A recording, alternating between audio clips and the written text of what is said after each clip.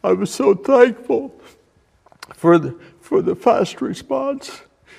And I would say probably in 3 minutes, our timing would have been a little quicker, and I would have been there a little earlier. I'd have probably been one of them. There was a shooting, and he ran down here, and he's about to pass out. Okay, so where is the man that did the shooting? I don't know. Okay, do you have a description of him? He came to the door. Do you have a description of the person who was doing the shooting? He's heard it and he ran. Okay. He works So at the bank. The person works at the bank? Right. Inilah yang terjadi di kota kecil Sebring, Florida, Amerika Serikat. Seorang pria nyaris menjadi korban ke-6 dalam salah satu kejahatan paling mengerikan yang pernah mengguncang kota ini. Dengan suara gemetar, ia mengucapkan kata-kata yang menyayat hati, menyadari bahwa ia baru saja lolos dari sesuatu yang mengerikan. Polisi menggambarkan kejadian itu sebagai tindakan brutal yang tak terbayangkan. Apa yang sebenarnya terjadi? Apa yang mendorong seseorang untuk melakukan tindakan mengerikan ini? Dengan laporan resmi dan pernyataan saksi yang telah dikumpulkan, kita akan menyelami detail-detail kelam di balik tragedi ini. Lebih dari itu, kita akan menghormati 5 nyawa berharga yang hilang dalam insiden ini. Kenalin guys, gua Awan dan selamat datang di MKS Story. Semua bermula pada hari Rabu yang tenang, tepatnya tanggal 23 Januari 2019. Sebring, Florida adalah kota kecil yang damai dengan penduduk sekitar 10.000 jiwa. Di kota ini, kehidupan berjalan seperti biasa. Orang-orang kembali bekerja setelah liburan panjang, menjalankan aktivitas sehari-hari tanpa curiga akan sesuatu yang buruk. Salah satu tempat yang tidak menunjukkan tanda-tanda bahaya adalah Bank SunTrust. Tempat-tempat karyawan bekerja seperti biasa, menangani transaksi dan membantu pelanggan. Sebring bukanlah kota yang dikenal dengan tingkat kejahatan tinggi. Ini adalah tempat di mana orang-orang masih saling menyapa di jalan, di mana masyarakat merasa aman melakukan aktivitas tanpa rasa khawatir. Tidak ada yang menyangka bahwa pada hari itu, Sebring akan menjadi sorotan berita nasional karena peristiwa mengerikan yang terjadi di dalam bank tersebut. Pelaku di balik kejadian tragis ini adalah seorang pria bernama Zephen Xaver berusia 21 tahun. Dalam dirinya tersembunyi kegelapan yang tidak terduga. Tepat pukul 12.30 siang, ia melangkah masuk ke dalam Bank SunTrust. Namun, ia tidak datang untuk melakukan transaksi biasa. Di balik kaosnya tersembunyi rompi anti peluru dan di tangannya ada sebuah pistol. Dengan langkah penuh keyakinan, ia langsung mengeluarkan senjatanya dan mengarahkannya ke teller bank, memberikan perintah yang mengerikan. Karyawan dan pelanggan yang berada di dalam bank tidak punya pilihan selain menurut. Zephen memerintahkan salah satu teller untuk mengunci pintu bank, menjebak semua orang di dalam. Tak lama kemudian ia menyuruh 5 wanita, 4 karyawan dan 1 pelanggan untuk berbaring tengkurap di lantai dengan kepala menghadap dinding. Tanpa penjelasan, tanpa negosiasi, hanya perintah dingin yang harus dipatuhi. Kemudian, dalam hitungan detik yang mengerikan, Zephen melepaskan 9 tembakan dengan darah dingin, menghabisi 5 wanita tersebut dalam rentang waktu 5 menit. Kota Sebring yang tenang tiba-tiba berubah menjadi lokasi tragedi yang mengejutkan. Namun, yang lebih mengejutkan lagi adalah apa yang terjadi setelahnya. Zephen tidak berusaha melarikan diri. Ia tidak mencoba menutupi jejak atau menghindari tanggung jawab. Sebaliknya, dengan langkah berani, ia mengambil ponselnya dan menelepon 911 pada pukul 12.36 siang. Dengan suara tanpa emosi, ia mengakui telah menembak 5 orang. Bahkan dalam panggilan itu, ia mengancam akan mengakhiri hidupnya sendiri dengan senjata yang masih tergenggam di tangannya. Apa yang terjadi selanjutnya? Bagaimana pihak berwenang menangani situasi ini? Dan yang paling penting, mengapa Zephen Xaver melakukan tindakan yang begitu mengerikan? Semua pertanyaan itu akan kita ungkap lebih dalam kisah yang mengguncang Sebring, Florida dan meninggalkan luka mendalam bagi komunitas yang tidak akan pernah melupakan tragedi ini. Panggilan darurat itu penuh dengan ketegangan. Operator mencoba mencari tahu apa yang sedang terjadi di SunTrust Bank di Sebring, tetapi suara di ujung telepon mengucapkan kata-kata yang mengerikan, tanpa emosi, tanpa rasa bersalah. Yes, I'm at the SunTrust in Sebring. All right, SunTrust Bank in Sebring. Yes. What's the address there? I have no idea.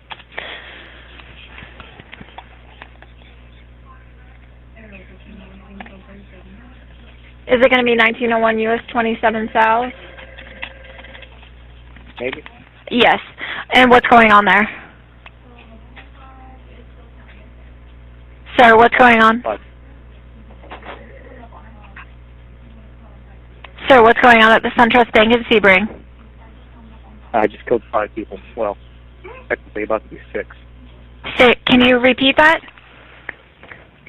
I killed 5 You just people. killed 5 people? Yes. Dia bahkan memberitahu operator bahwa dia hampir menambah jumlah korbannya. Ketika ditanya mengapa dia melakukan itu, jawabannya sangat dingin dan tidak masuk akal. Dia tidak mengenal korbannya, dia tidak memiliki alasan yang jelas, dia hanya ingin melakukannya. I didn't think I could do it, but Why did you do that?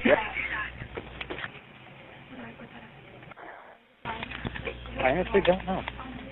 Sir, what did you kill them with? 9mm. A 9mm? Yep. Where are they? Lying up against the wall, like I told him to.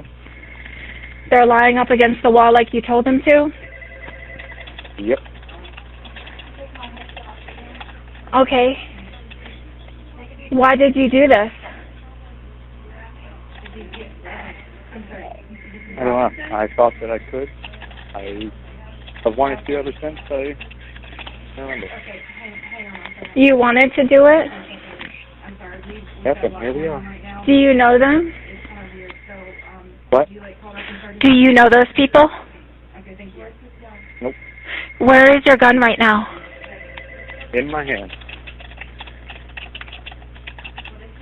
What are you wearing? And where are you? In the lobby, wearing a gray sweatshirt, and I'm getting ready to kill myself too. You're getting ready to kill yourself too? Why are you going to do this, sir? Because I've thought about killing people ever since. Why? Young. Can you please explain it to me? I don't know. You don't know Here I why am. you're going to do it? Operator mencoba berbicara dengannya, mencoba membuatnya tetap di telepon, mencoba mencari celah untuk menyelamatkan situasi. Tapi pria itu sudah mengambil keputusan. Saya ingin mati sejak saya berusia 9 tahun, katanya, seolah-olah ini adalah sesuatu yang sudah lama ia pikirkan. Dia berbicara tentang sesuatu yang rusak dalam dirinya, sesuatu yang tidak bisa diperbaiki, tetapi bahkan dia sendiri tidak bisa menjelaskan apa itu. I've wanted to die since I was 9. I wanted to kill since I was 11. Here we are. Why? So, What is your name? not important. You can find it on my body. What is your name? You can find it on my body. I'm sorry, I can't understand you. Can you say your name again? You can find it on my body. It's on your bike? Where is your bike? My body. Your body? Okay. Why is that? We've got units responding. Okay, they'll be there as soon as they can. Okay, just stay in your vehicle. Why are they going to be able to find it on your body? Because I won't be allowed to tell them my name. Can you put the gun down? No, I cannot. We have people coming to help you. Can you put the gun down? Can you confirm There's your phone no number help. for me, please? Why is there no help? Because What's going on? We've got people going to help you, okay? What happened? Okay. Can you please stay on the line with me, sir. What is your name? you can find it on my body. Please, sir, can you stay on the line with me? We're No, going to get you help. I don't want help. Can you please stay on the line with me? We're going to get you help. What happened to you that you wanted to kill yourself since you were 9? Something broke. Nothing fixed it. What broke? I don't know. What happened when you were 9 years old? I don't know. You're not sure what happened? Were you living here in Sebring? No, it's not. Where were you living? Medic 17-1, Medic 17-2. Hold on. To Station 15. Where were you living? Hospital GSW. We want to help you. I really want to help you. Oh. Medic 17-1, Medic 17-2. But you don't understand. If I don't want help, Hospital GSW. I really want to help you, sir. I really want to help you. And I don't want anything to happen, okay? Sementara percakapan ini berlangsung, Victor, seorang pria yang sedang dalam perjalanan ke bank bersama istrinya Diana, hampir menjadi saksi dari tragedi ini. Mereka tiba di SunTrust Bank sekitar pukul 12.35 siang, hanya ingin melakukan penyetoran seperti biasa. Victor berjalan ke pintu sisi utara, tetapi menemukan pintunya terkunci. Dia mengintip ke dalam, tetapi ruangan gelap, seolah-olah bank sudah tutup. Saat mencoba membuka pintu lagi, sesuatu yang jauh lebih menyeramkan terjadi. Ketika dia melihat ke dalam untuk kedua kalinya, dia melihat sesuatu yang langsung membuat jantungnya berhenti berdetak. 4 atau 5 orang berbaring tengkurap di lantai, sementara seorang pria berdiri di belakang mereka. Itu bukanlah pemandangan yang biasa, dan Victor langsung menyadari ada yang tidak beres. Saat dia berbalik menuju mobilnya, 2 suara ledakan keras terdengar, suara tembakan. Tanpa ragu, Victor segera menghubungi polisi untuk melaporkan apa yang baru saja dia lihat. Tetapi pada saat itu, semuanya sudah terlambat. Well, when I walked up to the bank, I tried to open the door, and it was locked. And I thought, well, this is strange. And I leaned up and I shaded my eyes, and I saw at that time 4 to 5 people laying on the far side of the lobby. There was an individual walking behind them. Korban dari kejahatan mengerikan ini kemudian diidentifikasi sebagai yang pertama Deborah Cook, 54 tahun, seorang karyawan bank. Kedua, Marisol Lopez, 55 tahun, karyawan. Ketiga, Jessica Montague, 31 tahun, karyawan. Keempat, Cynthia Watson, 65 tahun, seorang nasabah. Dan yang kelima, Anna Paniagua Williams, 37 tahun, seorang karyawan. Kelima wanita ini memiliki keluarga yang menunggu mereka pulang hari itu. Mereka memiliki rencana untuk masa depan, rencana yang tidak akan pernah terwujud.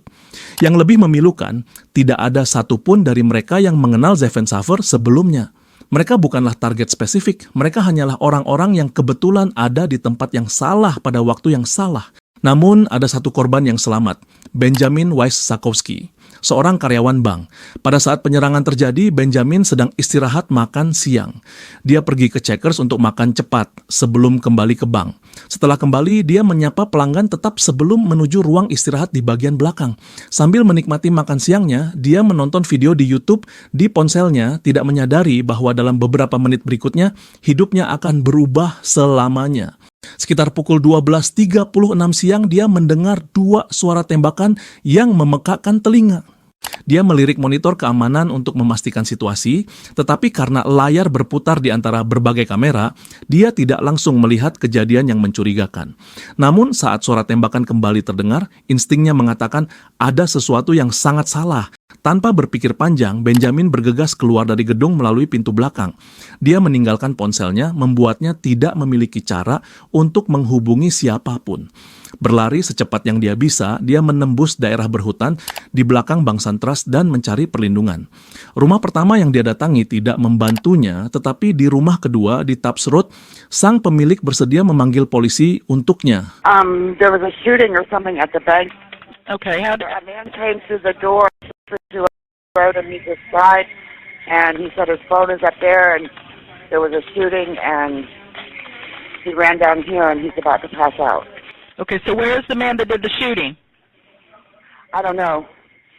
Okay, do you have a description of him? He came to the door. Do you have a description of the person who was doing the shooting? He's heard it and he ran.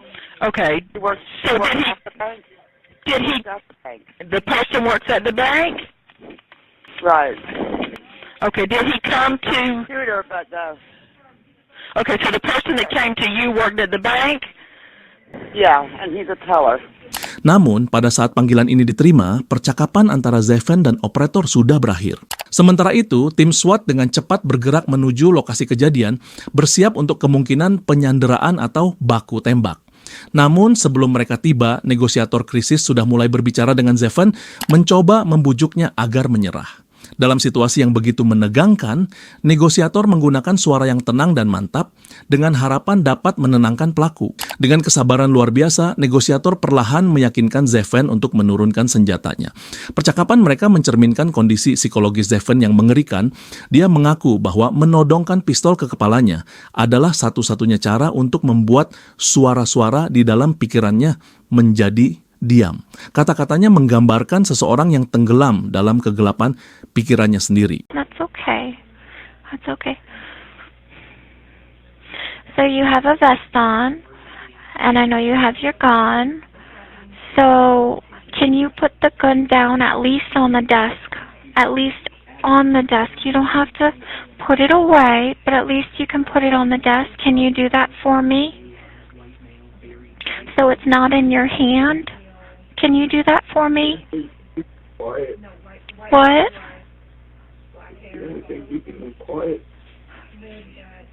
I can't understand you. Can you talk a little bit louder? The only thing, keeping them quiet. I can only hear something about keeping quiet. It keeps them quiet. Oh, it keeps the voices quiet. Oh, I understand. Okay. So having the gun in your hand keeps the voices quiet? No, the gun's in my head. Oh, having the gun to your head keeps the voices quiet. Okay.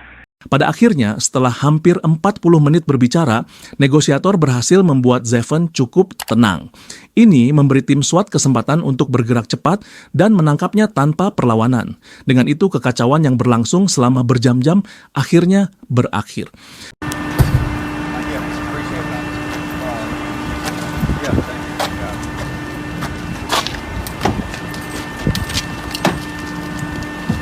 Namun di luar bank kekacauan lain terjadi.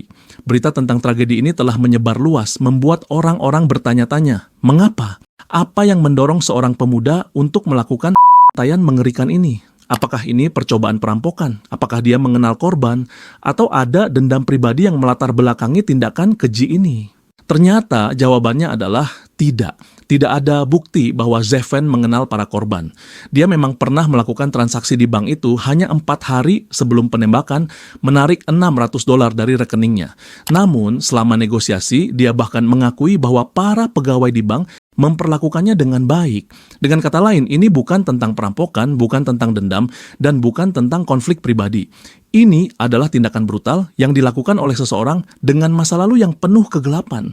Dan ini menimbulkan satu pertanyaan yang masih menggantung di benak banyak orang. Bisakah hal semacam ini dicegah? Zevon Saver lahir pada 2 April 1997. Kepada pihak berwenang, dia mengatakan bahwa dia berasal dari Plymouth, Indiana, dan baru tinggal di Sebring kurang dari setahun sebelum tragedi itu terjadi. Tapi siapa sebenarnya Zevon, dan apa yang membuatnya berubah menjadi seorang Dia menggambarkan dirinya sebagai anak dari orang tua yang bercerai, sebuah fakta yang dia yakini membentuknya dengan cara yang tidak dapat dia jelaskan sepenuhnya. Selain itu, sekolah tidak pernah menjadi keahliannya. Dia menghadiri kelas di Plymouth dan Bremen, Indiana, tetapi tidak pernah lulus. Perjuangannya dengan perilaku dan kesehatan mental menggagalkan peluang untuk menyelesaikan sekolah menengah atas. Menurut laporan polisi, ketika Zevon berusia sekitar 15 tahun, dia memanjat atap rumah ayahnya dan melukai dirinya sendiri.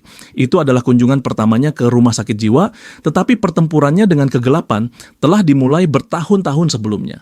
Dalam sebuah wawancara dengan penyidik, ia mengakui bahwa sejak ia berusia 11 tahun, ia telah mendengar suara-suara. Bukan hanya bisikan, tetapi perintah penuh yang mendesaknya untuk menyakiti, dan ini bukan pertama kalinya ia mematuhinya. Kembali di sekolah menengah, Zevon pernah menyerang seorang siswa, sama sekali tanpa alasan. Penyerangan itu membuatnya dirawat di rumah sakit jiwa, tetapi hanya selama seminggu. Rupanya, ia tidak pernah memberitahu dokter tentang suara-suara itu, jadi ia dibebaskan, dan hidup terus berjalan sampai hari yang tragis itu. Sekarang ada banyak spekulasi bahwa seluruh situasi ini terjadi karena Zevon telah putus dengan pacarnya pada saat itu. Rumor mengatakan ia diduga mengirim pesan teks padanya sebelum penembakan, tepat sebelum ia membunuh semua orang. Polisi kemudian menghubungi untuk menanyai salah satu mantan pacarnya, Alexandra Gerlach. Gerlach menjelaskan bahwa keduanya telah bertemu di rumah sakit jiwa ketika Zeven pertama kali dirawat. Keduanya telah dirawat 2 kali di rumah sakit yang sama karena depresi. Bahkan saat itu, Gerlach mengakui bahwa Zeven memiliki pikiran untuk melukai diri sendiri. Gerlach berbagi bahwa bahkan setelah kedua kalinya mereka dirawat di rumah sakit jiwa, Zeven terus membuat pernyataan ingin melukai dirinya sendiri. Dia berkata bahwa dia membuatnya berjanji untuk tidak mengakhiri hidupnya. Tetapi sejak saat itu, Zeven tampaknya mengalami perubahan dalam pemikirannya. Dia pernah berkata, "Jika aku tidak bisa diri, maka aku ingin orang lain," dan dia menjadi orang yang sangat pemarah. Gerlach berkata dia tidak mengerti dari mana semua kemarahan itu berasal. Zeven akan memberitahunya bahwa dia bermimpi orang, dan suatu hari dia berbagi mimpi di mana dia menyakiti teman-teman sekelasnya. Dia bahkan memberitahu seorang konselor di sekolah menengahnya tentang hal itu, dan sebagai hasilnya dia dikeluarkan. Gerlach menyebutkan bahwa ini mungkin terjadi pada tahun 2014 atau 2015, tetapi dia tidak dapat mengingat apakah hal serupa terjadi di sekolah lagi setelah itu. Gerlach juga menyebutkan bahwa Zeven kemudian bergabung dengan militer pada tahun 2016 tetapi diberhentikan segera setelahnya. Dia ingat Zeven mengatakan kepadanya bahwa dia telah bergabung karena dia pikir saya bisa orang dan lolos begitu saja. Dia melanjutkan dengan mengatakan bahwa Zeven dikeluarkan dari militer setelah dia mengancam akan prajurit lain di pasukannya. Dia kemudian menjadi peserta pelatihan petugas pemasyarakatan dengan Departemen Pemasyarakatan Florida di Lembaga Pemasyarakatan Avon Park. Namun, dia mengundurkan diri dari posisi ini pada 9 Januari 2019, hanya beberapa minggu sebelum tragis itu terjadi. Menurut Gerlach, kontaknya dengan Zeven menjadi sangat terbatas setelah dia diberhentikan dari militer. Namun, seminggu setelah penembakan terjadi, Gerlach menyebutkan bahwa dia mengirim pesan pribadi ke Zeven di Instagram. Dia mengiriminya foto pistol yang baru saja dia beli. Gerlach bertanya mengapa dia membeli senjata api, dan Zeven hanya menjawab, "Karena saya hanya menginginkannya." Dia mengatakan itu adalah terakhir kali dia berbicara dengan Zeven. Sedangkan untuk pria itu sendiri, dia tidak menahan apapun ketika berbicara dengan polisi. Zeven sangat kooperatif, hampir seolah-olah dia ingin meletakkan semuanya. Dia mengakui bahwa dia telah membeli pistol hanya 2 hari sebelum penembakan, tetapi pada hari pembunuhan, sesuatu terasa berbeda. Suara-suara di kepalanya tidak hanya ada di sana, mereka lebih keras dari sebelumnya, sangat menuntut, dan tidak mungkin untuk diabaikan. Pada saat itu, ibunya pergi ke Illinois untuk pelatihan kerja mingguan, meninggalkannya sendirian di rumah. Zeven menghubungi salah satu mantan pacarnya, tetapi bukan Gerlach, melainkan mantan pacarnya yang lain, Imani Davis. Davis yang telah mengenal Zeven dari hubungan jarak jauh yang sebagian besar dilakukan secara daring, kemudian bersaksi tentang masa lalu mereka. Dia mengungkapkan bahwa mereka telah bertemu ketika dia masih di sekolah menengah dan hubungan mereka ditandai oleh percakapan yang gelap dan berat. Mereka sering berbicara tentang upaya melukai diri sendiri, menyelami diskusi mendalam tentang kematian dan keputusasaan. Mereka akan menghabiskan waktu berjam-jam, kadang-kadang bahkan berhari-hari di telepon, terbungkus dalam topik-topik yang meresahkan ini. Namun, pada bulan Mei 2018, hubungan mereka berakhir dan mereka berhenti berbicara sama sekali hingga tanggal 23 Januari 2019, hari penembakan. Tiba-tiba Zeven mengiriminya pesan. Awalnya, dia tampak luar biasa bahagia, hampir bersemangat, sesuatu yang sama sekali tidak biasa baginya. Kemudian tepat pukul 12.14 siang, saat Zeven masih berada di mobilnya di tempat parkir bank, Davis menerima pesan yang membuat darahnya membeku. Pesan itu berbunyi, "Aku tidak akan keluar sendirian. Aku akan mengajak beberapa orang keluar bersamaku karena aku selalu ingin orang. Jadi aku akan mencobanya dan melihat bagaimana hasilnya. Awas, aku ada di berita Sebring, Florida." Davis merasa ngeri. Dia langsung menjawab, "Ada yang salah denganmu. Serius." Tapi dia tidak berhenti di situ. Menyadari betapa seriusnya situasinya, dia langsung menunjukkan pesan-pesan itu kepada guru olahraganya karena saat itu dia sedang di kelas olahraga. Dari sana, situasinya dengan cepat meningkat. Kepala sekolah dan psikiater terlibat dan penegak hukum di daerahnya serta di Sebring dihubungi. Namun saat itu sudah terlambat. Menurut laporan, Zeven memasuki bank dengan senyum di wajahnya, mendekati teller sebelum tiba-tiba mengarahkan pistol ke arahnya. Seorang saksi mengatakan, ada seorang pria kulit putih di dalam mobil. Kami benar-benar melakukan kontak mata, tapi aku tidak berpikir apa-apa. Ketika aku kembali keluar, dia masih duduk di dalam mobil. Kami melakukan kontak mata lagi dan aku mengira itu sedikit aneh, tapi aku melanjutkan urusanku. Baru kemudian setelah melihat berita, aku sadar siapa dia. I pulled in, backed the dually in, got out. There was a white male in the car. We actually made eye contact. Didn't think anything of it. Went in the bank, made 2 transactions, talked to Maricela about being locked out of my SunTrust account. I can't tell you how long I was in there. I came back out. He was still sitting in the car. We made eye contact again. Kind of thought it was a little weird he was sitting there still. Went about my business, went to McDonald's, went back to work, got on Facebook, and realized that this had happened.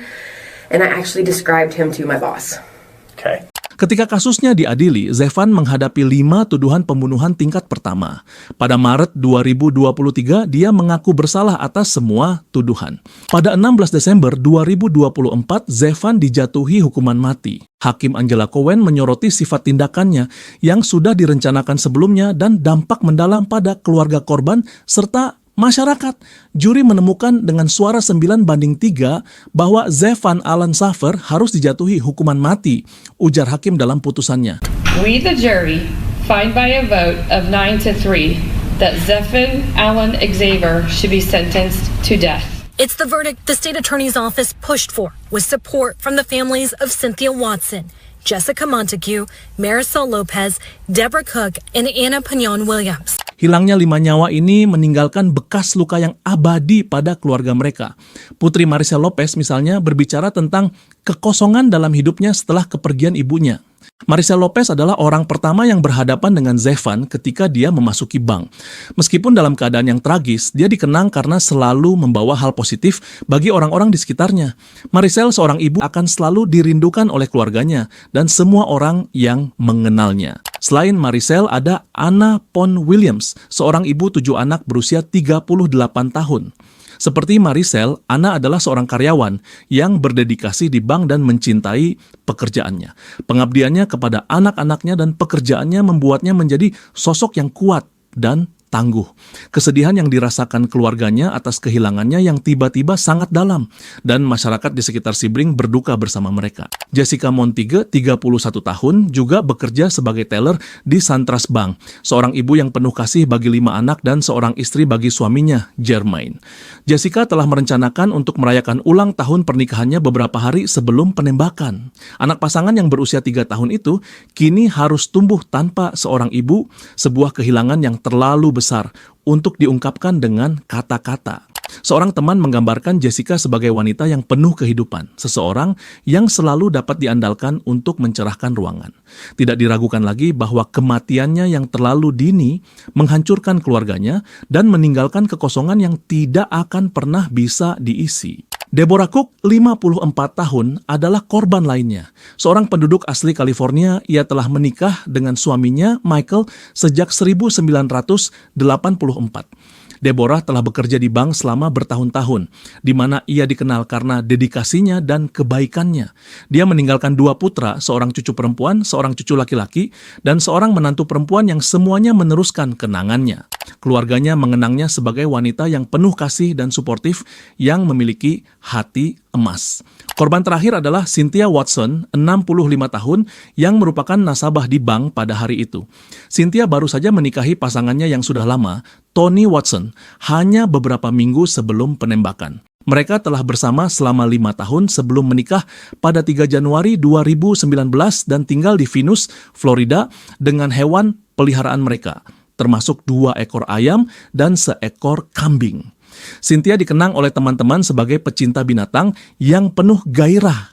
Zevan tampak seperti seseorang yang sangat biasa. Tidak ada yang menunjukkan bahwa ia mampu melakukan kekerasan seperti itu. Di lingkungan Sebring, dia dikenal sebagai pemuda yang santun dengan pekerjaan dan kehidupan yang tampak normal. Orang-orang mengenalnya sebagai seseorang yang memiliki rutinitas, seseorang yang berbaur tanpa menimbulkan tanda bahaya. Bahkan salah satu tetangganya pernah berbicara dalam sebuah wawancara, menggambarkan Zevon sebagai seseorang yang tampaknya tidak mampu melakukan tindakan mengerikan seperti itu. Yeah, he works, he has his car. I mean, he was just a functioning 21-year-old. I mean, to my knowledge, anytime I'd ever seen him, he's just quiet. She says while Zevon would often hang out in his room playing video games, he also made time to be nice to her daughter. For what I saw, I would never allow my 9-year-old around someone that I thought was a dangerous person, and I darn sure did not remotely get any type of inquiry that he was dangerous or would do anything to hurt anyone. Saat ini, Zevon Xavier yang berusia 27 tahun masih ditahan di penjara negara bagian Florida dengan hukuman mati yang dijatuhkan kepadanya.